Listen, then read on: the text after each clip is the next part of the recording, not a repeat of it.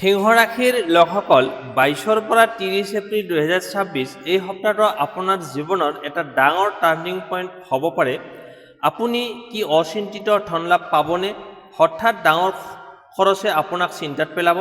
কৰ্মজীৱনত মিলিবনে নতুন সুযোগ আৰু উন্নতি, নে কিবা লুকাই থকা বাধাই আপোনাৰ ৰাস্তা ৰদ কৰিব? আৰু প্ৰেম জীৱনত মিঠা মুহূৰ্ত আহিব নে কোনো ডাঙৰ সত্য উন্মোচন হ'ব? গ্ৰহ নক্ষত্ৰৰ এই বিশেষ পৰিৱৰ্তনে আপোনাৰ ভাগ্যক একেবাৰে সলনি কৰিব পাৰে। সেইবাবে এই ভিডিঅ'টো শেষলৈকে চাই থাকিব, কাৰণ মই আপোনালোকক জনাম সেই গুপ্ত কথা যি আপোনাৰ ভাগ্য সলনি কৰিব পাৰে। বেছি পলম নকৰি আহক তেন্তে আৰম্ভ কৰোঁ। প্ৰথমতে আহিছোঁ ধন সম্পত্তি। সিংহ ৰাশিৰ লোকসকল, এই সপ্তাহত আপোনাৰ আৰ্থিক অৱস্থা মধ্যমীয়া ধৰণৰ হ'ব। মানে কেতিয়াবা লাভৰ সম্ভাৱনা থাকিব আৰু কেতিয়াবা খৰচে অলপ প্ৰেছাৰ দিব পাৰে। কিন্তু যদি আপুনি বুদ্ধিমানভাৱে আগবাঢ়ে তেতিয়া সপ্তাহৰ শেষত আপুনি লাভৰ দিশত থাকিব পাৰে। সপ্তাহৰ আৰম্ভণি বিশেষকৈ ২২ আৰু ২৩ এপ্ৰিলত হঠাৎ কিছুমান খৰচ বৃদ্ধি পাব পাৰে। এই খৰচবোৰ ঘৰৰ প্ৰয়োজনীয়তা, পৰিয়ালৰ দায়িত্ব আৰু স্বাস্থ্যজনিত কাৰণতো হ'ব পাৰে। সেয়ে এই সময়ছোৱাত বাজেট ঠিককৈ মানি চলাটো অতি প্ৰয়োজন। যদি আপুনি এই সময়ত অলপ অযথা খৰচ কৰে কিন্তু পিছত আৰ্থিক সমস্যা অনুভৱ কৰিব পাৰে। ২৪ৰ পৰা ২৬ এপ্ৰিলৰ ভিতৰত অৱস্থা অলপ সলনি হ'বলৈ আৰম্ভ কৰিব। এই সময়ত আপোনাৰ বাবে টকা পইচাৰ কিছুমান নতুন সুযোগ আহিব পাৰে। হয়তো আপুনি আগতে কৰা কোনো কাম বা ইনভেষ্টৰ পৰা লাভ পাব পাৰে, বা কোনো টকা পইচা ঘূৰাই পাব পাৰে। কিন্তু ই আপোনাৰ বাবে এটা পজিটিভ সংকেত হ'ব। যিসকলে ব্যৱসায় কৰে তেওঁলোকৰ বাবে এই সপ্তাহটো অলপ সতৰ্ক হৈ থাকিবলগীয়া। কিন্তু এই ক্ষেত্ৰত নতুন ডিল বা পাৰ্টনাৰশ্বিপত সময়ৰ আগতে সকলো ভালদৰে পৰীক্ষা কৰক, কাৰণ ভুল সিদ্ধান্তই অলপ ক্ষতি দিব পাৰে। কিন্তু যদি আপুনি বুদ্ধিমত্তাৰে কাম কৰে তেন্তে সকলো লাভ কৰিবলৈ সক্ষম হ'ব। চাকৰিয়াল লোকসকলৰ বাবে এই সপ্তাহত সৰু সুৰা এক্সট্ৰা ইনকামৰ সুযোগ থাকিব পাৰে। কিছুমান ফ্ৰিলেন্স কাম, পাৰ্ট টাইম কাম বা আন কোনো উপায়েৰে আপুনি অলপ ধন উপাৰ্জন কৰিব পাৰিব। ২৭ৰ পৰা ৩০ এপ্ৰিলৰ ভিতৰত আপোনাৰ আৰ্থিক অৱস্থা উন্নতি দেখা যাব। এই সময়ত আপুনি খৰচ নিয়ন্ত্ৰণত ৰাখিবলৈ সক্ষম হ'ব আৰু সঞ্চয় কৰাৰ সুযোগ লাভ কৰিব। যদি আপুনি এই সময়ত সঠিক সিদ্ধান্ত লয় তেন্তে আগন্তুক দিনবোৰত আপোনাৰ আৰ্থিক অৱস্থা আৰু মজবুত হ'ব। এটা গুৰুত্বপূৰ্ণ পৰামৰ্শ, এই সপ্তাহত কাৰোবাক টকা ধাৰ দিবলৈ সাৱধান হওক, বিশেষকৈ বন্ধু-বান্ধৱ বা পৰিচিত লোকৰ ক্ষেত্ৰত, কাৰণ এই ধন উভতাই পোৱাৰ ক্ষেত্ৰত সমস্যা হ'ব পাৰে। এতিয়া আহিছোঁ উপায়। ৰবিবাৰে সূৰ্য দেৱতাক পানী অৰ্পণ কৰক আৰু ওম সূৰ্যায় নমঃ এই মন্ত্ৰটো জপ কৰিব ১১ বাৰ। ৰঙা বা কমলা ৰঙৰ বস্ত্ৰ ব্যৱহাৰ কৰক। গৰীব মানুহক গুড় বা গম দান কৰক। এই উপায়বোৰে আপোনাৰ আৰ্থিক বাধা বিঘিনি দূৰ কৰি ধনৰ আগমন বঢ়াব। এতিয়া আহিছোঁ কৰ্মজীৱন, মানে কেৰিয়াৰ, চাকৰি, ব্যৱসায়। সিংহ ৰাশিৰ লোকসকল, এই সপ্তাহত আপোনাৰ কেৰিয়াৰ জীৱনত চেলেঞ্জ আৰু সুযোগ দুয়োটা একেলগে আহিব। আৰম্ভণিতে অলপ কামৰ প্ৰেছাৰ থাকিব পাৰে, কিন্তু যদি আপুনি ধৈৰ্য আৰু বুদ্ধিমত্তাৰে আগবাঢ়ে তেন্তে শেষত সফলতা আপোনাৰ হাততেই থাকিব। ২২ আৰু ২৩ এপ্ৰিলত অফিচ বা কামৰ ঠাইত অলপ বেছি প্ৰেছাৰ অনুভৱ কৰিব পাৰে। উচ্চপদস্থ লোক বা বছে আপোনাৰ ওপৰত অধিক দায়িত্ব দিব পাৰে। এই সময়ত আপুনি অলপ মানসিক চাপত ভুগিব পাৰে, কিন্তু এইটো আপোনাৰ পৰীক্ষাৰ সময়। যদি আপুনি এই চেলেঞ্জটো সঠিকভাৱে হেণ্ডেল কৰে তেন্তে আগন্তুক সময়ত তাৰ ফলাফল বহুতো ভাল হ'ব। সহকৰ্মীৰ সৈতে যোগাযোগত অলপ সাৱধান হওক। সৰু কথালৈ ভুল বুজাবুজি হ'ব পাৰে, সেয়ে কথা কোৱা স্পষ্ট আৰু শান্তভাৱে কোৱা উচিত। বিশেষকৈ অফিচ পলিটিক্সৰ পৰা দূৰত থাকিবলৈ চেষ্টা কৰক। ২৪ৰ পৰা ২৬ ফেব্ৰুৱাৰীৰ ভিতৰত পৰিস্থিতি সলনি হ'বলৈ আৰম্ভ কৰিব। এই সময়ত আপোনাৰ কামৰ প্ৰশংসা হ'ব পাৰে আৰু আপুনি যি কষ্ট কৰি আছে তাৰ মূল্য পোৱা আৰম্ভ কৰিব। কোনো নতুন প্ৰজেক্ট বা দায়িত্ব আপোনাৰ হাতত আহিব পাৰে, যি আপোনাৰ কেৰিয়াৰৰ বাবে আগন্তুক খুবেই লাভজনক হ'ব। যিসকলে নতুন চাকৰি বিচাৰি আছে তেওঁলোকৰ বাবে এই সময়তো শুভ সংকেত লৈ আহিব পাৰে। কোনো ইণ্টাৰভিউ বা নতুন অফাৰ আহিব পাৰে, কিন্তু সিদ্ধান্ত লোৱাৰ আগতে সকলো দিশ চিন্তা কৰা লোৱা উচিত। ব্যৱসায়ীসকলৰ ক্ষেত্ৰত এই সপ্তাহত অলপ সতৰ্ক থকা অতি প্ৰয়োজন। পাৰ্টনাৰশ্বিপত কোনো বিষয়ক লৈ মতভেদ হ'ব পাৰে, সেয়ে যিকোনো সিদ্ধান্ত লোৱাৰ আগতে সকলো কাগজ পত্ৰ ভালদৰে পৰীক্ষা কৰক আৰু বিশ্বাসৰ ক্ষেত্ৰত সচেতন থাকক। ২৭ৰ পৰা ৩০ এপ্ৰিলৰ ভিতৰত আপোনাৰ কেৰিয়াৰত স্থিৰতা আৰু উন্নতি দেখা যাব। আগতে কৰি থোৱা কামবোৰ আগবাঢ়িবলৈ আৰম্ভ কৰিব আৰু নতুন সুযোগ আহিব পাৰে। এই সময়ত আপুনি নিজৰ স্কিল আৰু টেলেণ্ট প্ৰদৰ্শন কৰাৰ এক সুযোগ লাভ কৰিব। এটা গুৰুত্বপূৰ্ণ কথা, এই সপ্তাহত নিজৰ প্লেন আৰু আইডিয়া সকলোৰে সৈতে শ্বেয়াৰ নকৰিব। কিছুমান মানুহে আপোনাৰ এই আইডিয়াবোৰ অপব্যৱহাৰ কৰিব পাৰে। উপায়, মঙলবাৰে হনুমানজীক প্ৰাৰ্থনা কৰক আৰু হনুমান চালিচা পাঠ কৰক। কৰ্মস্থানত প্ৰৱেশ কৰাৰ আগতে অলপ গুৰু বা পিতৃ মাতৃৰ আশীৰ্বাদ লওক। এডাল ৰঙা সূতা হাতত পিন্ধিব পাৰে। ই আপোনাৰ নিগেটিভ এনাৰ্জিৰ পৰা বচাই ৰাখিব। এতিয়া আহিছোঁ প্ৰেম আৰু দাম্পত্য জীৱন। সিংহ ৰাশিৰ লোকসকল, এই সপ্তাহত আপোনাৰ প্ৰেম জীৱনটো একেবাৰে ড্ৰামেটিক হ'ব পাৰে।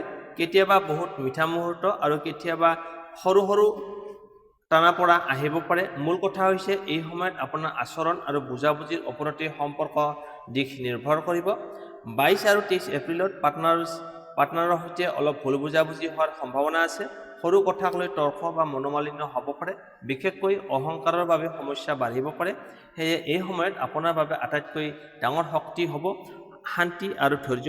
যিসকলে ইতিমধ্যে ৰিলেশ্যনশ্বিপত আছে, তেওঁলোকে নিজৰ পাৰ্টনাৰক বুজিবলৈ চেষ্টা কৰক। কেৱল নিজৰ কথা নাভাবি তেওঁলোকৰ অনুভূতিকো মূল্য দিয়ক। আপুনি যদি অলপ নম্ৰ হয়, তেন্তে এই সম্পৰ্কটো আৰু বেছি মজবুত হ'ব। 24 পৰা 26 এপ্ৰিলৰ ভিতৰত পৰিস্থিতি লাহে লাহে উন্নতি হ'বলৈ আৰম্ভ কৰিব। আগতে থকা ভুল বুজাবুজি দূৰ হ'ব পাৰে আৰু আপুনি আপোনাৰ পাৰ্টনাৰৰ সৈতে ভাল সময় কটাব পাৰিব। এই সময়ত একেলগে কিবা নতুন কাম কৰা, যেনে সৰু ভ্ৰমণ বা একেলগে সময় কটা সম্পৰ্কটোক আৰু গভীৰ কৰিব। যিসকল ছিংগল আছে, তেওঁলোকৰ বাবে এই সপ্তাহটো ৰোমাঞ্চকৰ হ'ব পাৰে। কোনো নতুন মানুহ আপোনাৰ জীৱনত আহিব পাৰে, যিয়ে আৰম্ভণিতে বন্ধু হিচাপে আহি পাছত আপোনাৰ মনত বিশেষ স্থান দখল কৰিবলৈ সক্ষম হ'ব। কিন্তু তৎক্ষণাত কোনো সিদ্ধান্ত নল'ব, সময় লৈ আগবাঢ়ক। বিবাহিত লোকসকলৰ বাবে এই সপ্তাহটোত অলপ মধ্যমীয়া হ'ব। ঘৰুৱা দায়িত্ব, কামৰ প্ৰেছাৰ বা আদিৰ কাৰণে আপোনালোকে একেলগে সময় পোৱাটো সম্ভৱ নহ'ব। কিন্তু যদি আপুনি নিজে আগবাঢ়ি অলপ সময় উলিয়ায়, তেন্তে আপোনাৰ দাম্পত্য জীৱনত মিঠাচ পুনৰ ঘূৰি আহিব। 27 পৰা 30 এপ্ৰিলৰ ভিতৰত আপোনাৰ প্ৰেম জীৱনত পজিটিভ এনাৰ্জি আহিব। কোনো সুখবৰ, কোনো স্পেচিয়েল মুহূৰ্ত বা পাৰ্টনাৰৰ পৰা পোৱা সমৰ্থনে আপোনাৰ মন সুখী কৰি তুলিব। এই সময়ত সম্পৰ্কটো নতুন শক্তি লাভ কৰিব। এটা গুৰুত্বপূৰ্ণ পৰামৰ্শ, এই সপ্তাহত নিজৰ অহংকাৰ আৰু জেদ নিয়ন্ত্ৰণত ৰাখক। কেতিয়াবা অলপ নম্ৰ হোৱা বা চৰি ক'ব পৰা, এইটোৱে সম্পৰ্ক বচাই ৰাখে।